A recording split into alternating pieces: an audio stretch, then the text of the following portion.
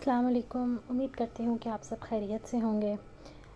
आज की इस वीडियो में हम डिस्कस करेंगे कि प्रेगनेंसी की ऐसी कौन सी अलामात हैं जो पहले ही हफ्ते ज़ाहिर होना शुरू हो जाती हैं, या वो अलामात जो पीरियड्स होने से पहले आपको ये ज़ाहिर कर दें कि आप प्रेग्नेंट हो चुके हैं, या टेस्ट अभी पॉजिटिव नहीं आया और उससे पहले कुछ अलामात हैं जो हमें ये तस्दीक कर रही होती हैं कि हम प्रेग्नेंट हो चुके हैं।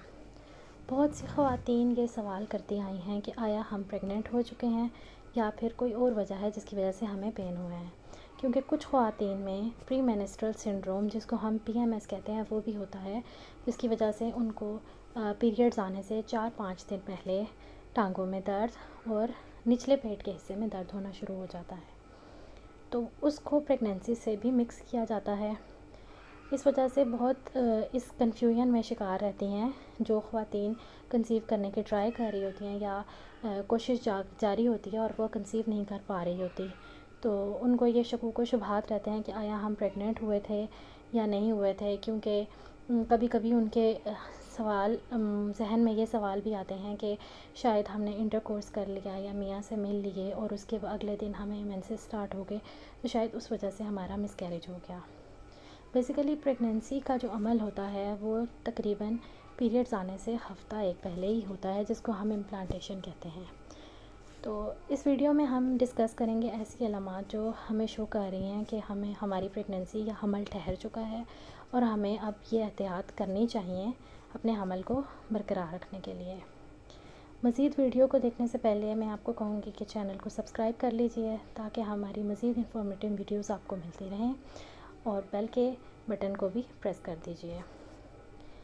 अब प्रेगनेंसी जब होती है तो सबसे पहला सिम्टम्स इम्प्लांटेशन ब्लीडिंग होती है।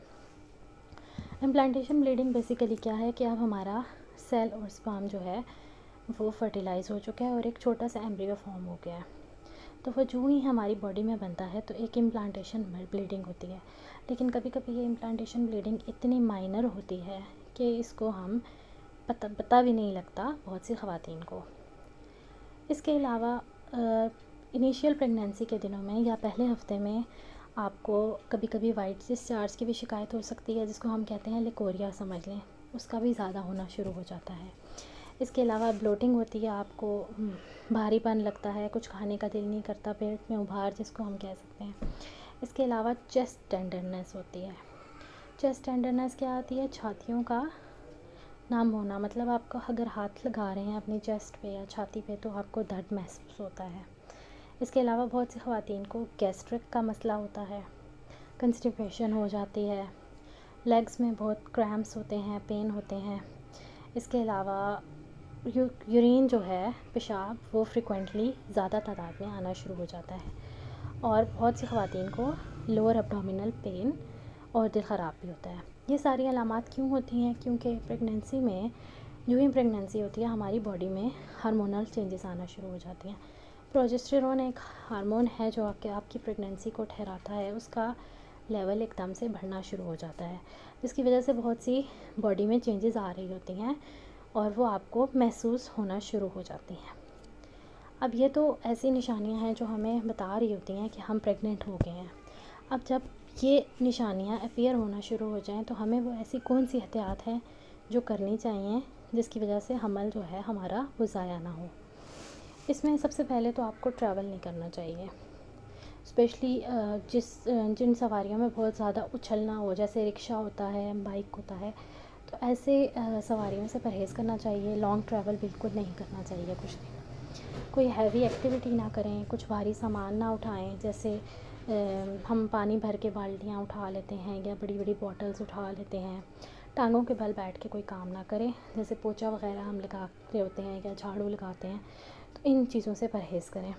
सीढ़ियाँ कम चलें फिरें, सीढ़ियों को उतरने में परहेज़ करें और बहुत तेज़ी से चलें ना, आहिस्ता आहिस्ता हल्के कदम के साथ चलना शुरू कर दें। इसके अलावा बहुत सी दफ़ा जो है वो इंटरकोर्स के दौरान भी कुछ जो प्रेगनेंसीज जो प्रॉपरली अभी नहीं ठहरी होती उनका भी मिसकैरेज होने का चांस होता है, तो कुछ दिन इंटरकोर्स करने से भी परहेज़ करें।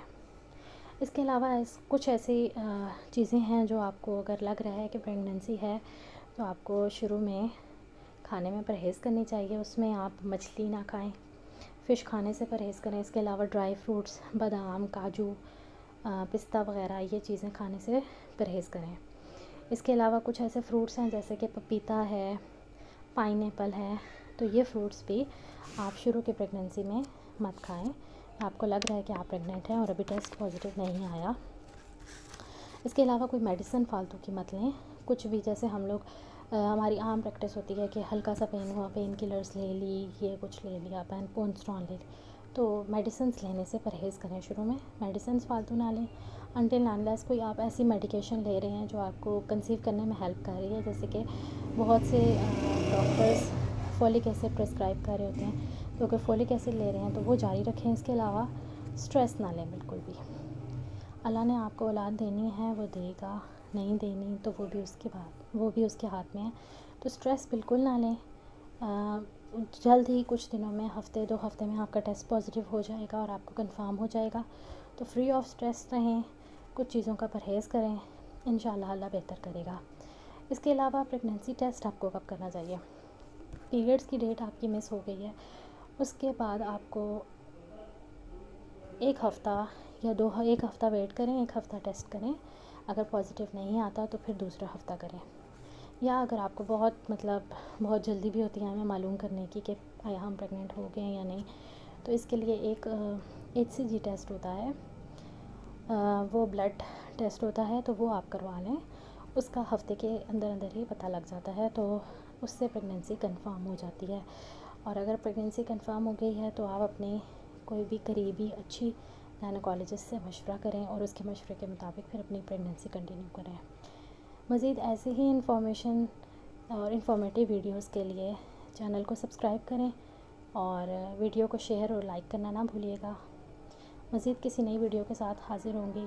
अल्लाह हाफ़िज़।